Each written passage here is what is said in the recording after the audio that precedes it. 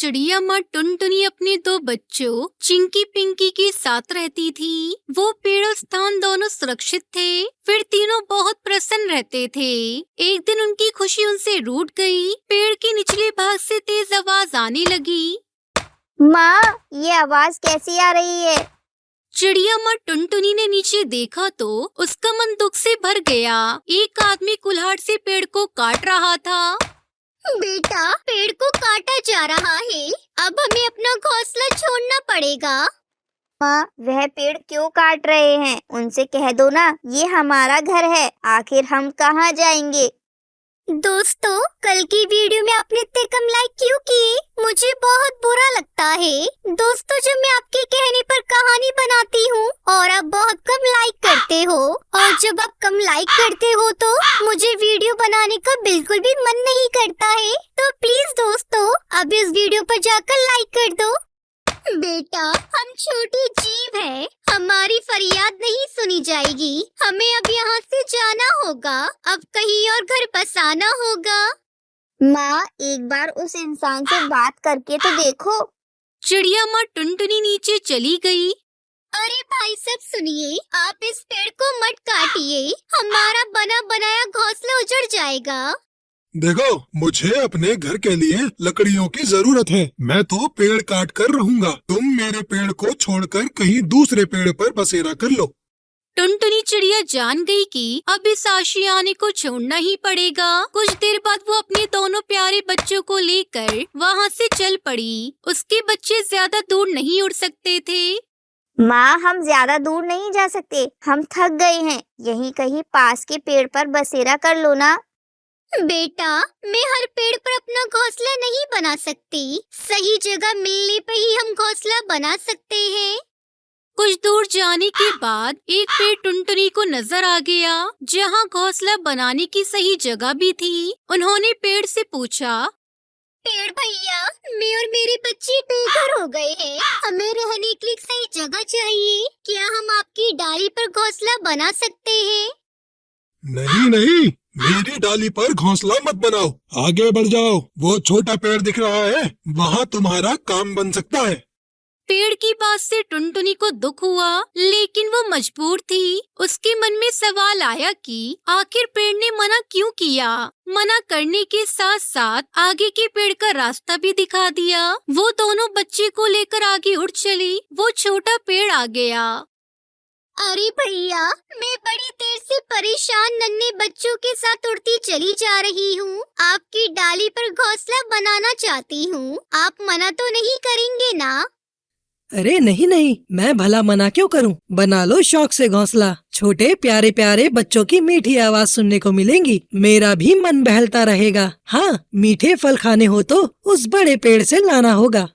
धन्यवाद भैया, अब हम आपकी शरण में आ गए हैं। हमें पूरा विश्वास है कि जीवन अच्छा गुजरेगा।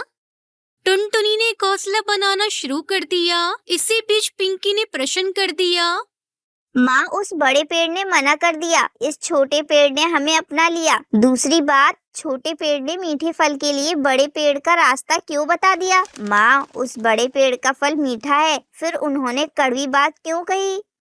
मेरे प्यारे बच्चों, उसके पीछे भी जरूर कोई कारण होगा। पेड़ तो हमेशा देना जानते हैं, कुछ लेना नहीं जानते। फल, छाया, लकड़ी और हम जैसों के लिए घर भी देते हैं। वो तीनों घोंसला बनाकर बड़े प्रेम से रहने लगे। चिंकी पिंकी बहुत खुश रहते थे।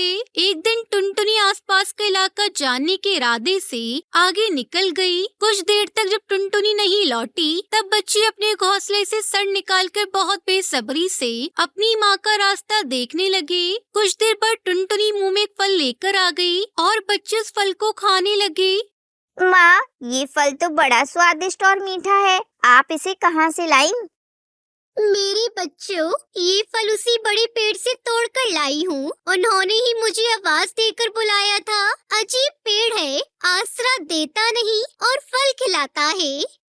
एक दिन टुनटुनी उड़कर उसी बड़े पेड़ के पास जा रही थी, तभी पेड़ ने उसे बुला लिया। अरे टुनटुनी, आज ज्यादा फल लेकर जाओ। अपने घोंसले में संभाल कर रख लेना, काम आएंगे। टुनटुनी ने 2-3 चक्कर लगाकर कुछ फल अपने बच्चों के पास घोंसले में रख दिए। पेड़ ने कारण कुछ नहीं बताया और टुनटुनी ने भी पूछना उचित नहीं समझा। टुनटुनी अपने बच्चों के साथ घोंसले में बैठकर फल खा रही थी। इसी बीच तेज तूफान के साथ बरसात शुरू हो गई। बादल जोर जोर से गरजने लगे। टुनटुनी, अरे ओ टुनटुनी, अपने बच्चों के साथ संभल कर रहना, मौसम का मिजाज अच्छा नहीं दिख रहा है। हाँ भैया, बड़ी सावधानी से रहना होगा। टुनटुनी ने अपने दोनों बच्चों को अपने पास कर लिया था। इतने में जोर की आवाज आई। उन लोगों ने देखा तो बहुत बड़ा पेड़ उखड़कर जमीन पर गिरा पड़ा था। बरसात और तूफान दोनों रुक गए थे। टुनटुनी चिड़िया उड़कर बड़े पेड़ के पास पहुंच गई। टुनटुनी, तुम आ गई। मुझे खेद है, अब मैं तुम लोगों का साथ नहीं निभा पाऊंगा, सबको मीठे फल नहीं खिला पाऊंगा। आज मैं तुम्हें ये बात बताना चाहता हूँ कि उस दिन मैंने तुम्हें शरण देने से क्यों मना किया। दरअसल मैं बहुत कमजोर हो गया था। मैं जानता था कि मैं तेज तूफान का झटका नहीं सह पाऊंगा। मैं नहीं चाहता था कि कोई मेरी डाल पर घोंसला बनाकर खतरा मोल ले, इसलिए मैंने तुम्हें मना कर दिया था और छोटे पेड़ का रास्ता बता दिया। मेरे फल खाओ और अपने बच्चों के लिए ले जाओ, अभी भी ये ताजे हैं। बड़े पेड़ भैया, आप बहुत अच्छे हैं। आपकी भावना सदैव अच्छी रही है। आपकी प्यार की मिठास को मैं सदैव याद रखूंगी। बड़े पेड़ की बातें सुनकर टुनटुनी का मन भर आया था। वो समझ चुकी थी कि स्वभाव की मिठास सदैव फल में भी रहती है। सुंदर वन के जंगल में बंटी कबूतर अपनी पत्नी टुनटुनी चिड़िया के साथ रहता था। दोनों पति पत्नी दही बेचा करते थे। उनके घर में एक प्यारी सी गाय थी जिसका नाम गायू था। अजी सुनते हो, दुकान से आते समय गायों के लिए हरी हरी घास लेते आना। मेरी गाय को हरी हरी घास बहुत पसंद है। ठीक है भाग्यवान, लेता आऊंगा। बंटी कबूतर शाम को दही बेचने चला जाता है। तब तक आप लोग कमेंट पे बताएं 30 डिवाइडेड बाय 6 कितने होते हैं। दही ले लो, दही स्वादिष्ट और मीठी दही, एक बार खाओगे तो बार बार खाओगे। ले लो मीठी स्वादिष्ट दही, खा लो मीठी और स्वादिष्ट दही।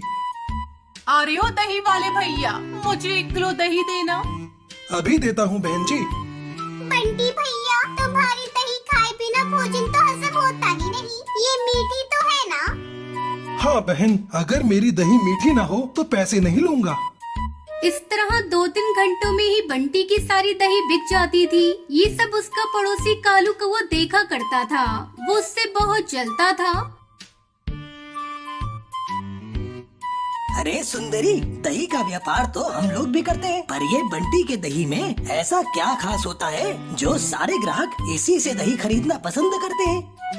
अजी, तुम दूसरों की तरक्की देख देख कर क्यों अपना खून जलाते रहते हो? रंग तो तुम्हारा पहले से ही काला है और जलने की वजह से और काला पड़ गया है। अपने काम पर ध्यान दो, जिसकी किस्मत में जितना होता है वही मिलता है। चल भाग यहाँ से, बड़ी आई मुझे भाषण देने वाली। जाकर अपना काम कर और मुझे अपना काम करने दे। सुंदरी कौवी वहाँ से चली जाती है। उसके जाने के बाद कालू कौवा सोचने लगता है कैसे इसके व्यापार को बंद कराया जाए। अगले दिन जब टुनटुनी अपने गाय का दूध निकालने जाती है तो गायू गाय बेसुध पड़ी थी। गायू, अरे ओ गायू, क्या हुआ तुझे? तो इस तरह बेसुध क्यों पड़ी है? सुनहरी के बापू, जल्दी आओ, देखो ना अपनी गायू को क्या हो गया है। ये कुछ बोल ही नहीं रही है। तभी दौड़ा दौड़ा बंटी कबूतर वहाँ आता है और गायू को देखकर टुनटुनी से कहता है, टुनटुनी, अब हमारी गाय कभी नहीं बोलेगी। इसे किसी पापी ने जहर दे दिया है।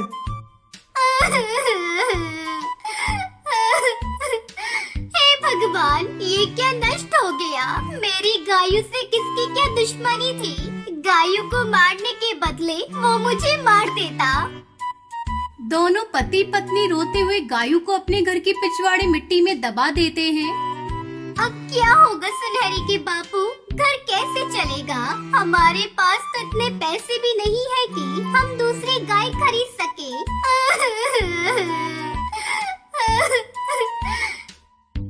उठो टुनटुनी उठो, चलो घर चलो। अब सब ऊपर वाले के हाथ में ही है, वही हम लोगों को रास्ता दिखाएगा। पूरा दिन दोनों पति पत्नी रोते रहते हैं। अगले दिन सुबह टुनटुनी गायों के पास जाती है तो उसके आश्चर्य का ठिकाना नहीं रहता।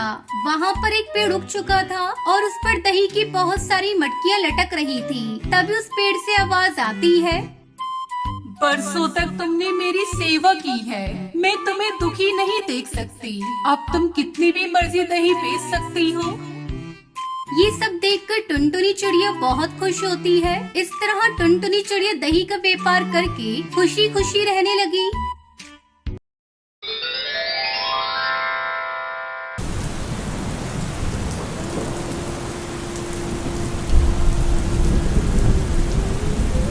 हिंदुस्तान में एक छोटा सा जंगल था। उस जंगल में टुनटुनी चिड़िया अपने माता पिता के साथ रहती थी। टुनटुनी की माँ टूनी चिड़िया चूड़ी बेचा करती थी और उसका पिता मजदूरी किया करता था। एक दिन टुनटुनी की मौसी उसके घर आती है।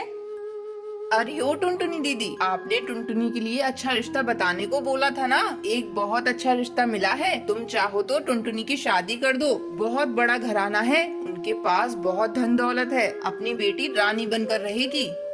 लेकिन बबली बहन, उनका काम क्या है, क्या है, किस खानदान से हैं? तब तक आप लोग कमेंट पे बताएं 78 into 1 कितने होते हैं। काम की तो मत पूछो दीदी, उनके एक काम हो तो बताऊं, सैकड़ों काम हैं। तुम ज्यादा मत सोचो, बस टुनटुनी की शादी की तैयारी शुरू कर दो। अपनी टुनटुनी के तो भाग खुल गए जो इतने बड़े रईसों के घर जा रही है। जल्दी टुनटुनी और कालू कौवे की शादी हो जाती है। शादी के अगले दिन टुनटुनी के साथ सुंदरी कौवी उसे आवाज लगाती है। अरे ओ महारानी, कितनी देर तक सोती रहेगी? सवेरा हो गया है, जल्दी से उठकर चाय नाश्ता बना कर ला। माँ जी, अभी बना कर लाती हूँ। तू कान खोलकर सुन ले, इस घर में तेरी हैसियत एक नौकरानी की है। सुबह उठकर अपने काम पर लग जाया कर। माँ जी, कल रात से कालू जी घर नहीं आए हैं, कहाँ है वो? दिखाई नहीं दे रहे हैं। तुझे उससे क्या मतलब? मेरा बेटा मॉडर्न है, मना रहा होगा कहीं अपने दोस्तों के साथ पार्टी। तुझे उसकी चिंता करने की कोई जरूरत नहीं, जब उसकी मर्जी होगी वो घर आ जाएगा। उसकी चिंता करने के लिए मैं अभी जिंदा हूँ। माँ जी, कैसी बातें कर रही हैं? मैं उनकी पत्नी हूँ, उनकी चिंता मुझे होगी ना। मैंने तुझसे चाय नाश्ता बनाने को बोला था, जा जल्दी से बना कर ला। कल ही तो इस घर में आई है, अभी से हुक्म चलाना शुरू कर दिया। दुखी मन से टुनटुनी रसोई में चाय बनाने चली जाती है। रात को कालू शराब के नशे में धुत घर लौटता है। ये क्या कालू जी, आपने शराब पी रखी है? आपके मुंह से बदबू आ रही है। माँ, किस गवार से आपने मेरी शादी करा दी है? क्यों रे करमजली, तू मेरे बेटे से इस तरह से बात करेगी? तुझे कितनी बार बताना पड़ेगा कि तू इस घर में एक नौकरानी से बढ़कर कुछ भी नहीं। चल हट यहाँ से, मैं अपने बेटे को उसके कमरे में ले जाती हूँ।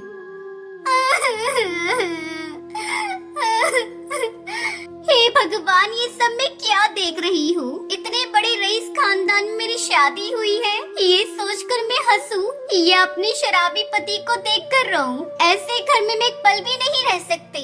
कल ही मैं अपने माँ पिताजी के पास चली जाऊंगी। अगले दिन ही टुनटुनी अपने मायके लौट आती है और सारी बात अपने माता पिता को बताती है। उसकी बातें सुनकर टुनटुनी की माँ उससे कहती है, बिटिया, अब तेरी शादी हो चुकी है, जैसा भी है अब वो तेरा ससुराल है। तेरे पिताजी कल तुझे लेकर ससुराल जाएंगे और तेरी इस गलती की माफी मांग लेंगे। ये तुम कैसी बातें कर रही हो माँ? मैं तुम्हारी बेटी हूँ, तुम कुछ भी कर लो, मैं अपने ससुराल नहीं जाने वाली। मैं आप पर बोझ नहीं बनूंगी माँ, मैं आपकी तरह चूड़ी बेचकर अपना गुजारा करूँगी। टुनटुनी बाजार में चूड़ी ले जाकर बेचने लगती है। चूड़ी ले लो चूड़ी, रंग बिरंगी चूड़ियाँ ले लो, कांच की चूड़ियाँ ले लो, सस्ती और रंग बिरंगी चूड़ियाँ ले लो, चूड़ियाँ। टुनटुनी को बाजार में चूड़ियाँ बेचते देखकर उसकी पड़ोसन हरिया काकी उससे कहती है, तेरे साथ बहुत बुरा हुआ टुनटुनी, तेरी माँ ने जल्दबाजी में तेरी शादी कर दी। उन्हें उस घर के बारे में पता करना चाहिए था। तूने बहुत अच्छा किया जो अपनी मायके चली आई। हाँ काकी, उस घर में घुट घुट कर मरने से अच्छा है कि मैं अपनी जिंदगी अपने तरीके से जीऊं, ना कि किसी की गुलामी कर कर। इस तरह टुनटुनी चिड़िया चूड़ी बेचकर खुशी खुशी रहने लगी।